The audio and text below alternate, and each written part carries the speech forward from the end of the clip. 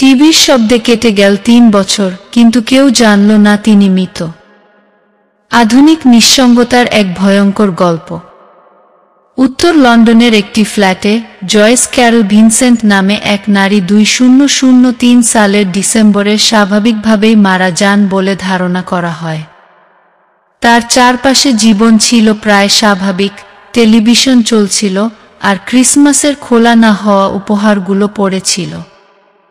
কিন্তু সবচেয়ে ভয়ঙ্কর বিষয় হল, প্রায় 3 বছর ধরে কেউ তার মৃত্যুর খবর জানতে পারেনি।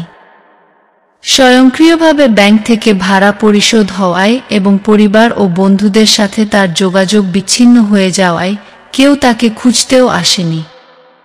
অবশেষে 2006 সালের 25 জানুয়ারি ভাড়া বকেয়া থাকার কারণে কর্মকর্তারা দরজা ভেঙে ভেতরে ঢোকেন এবং তার কঙ্কাল আবিষ্কার করেন।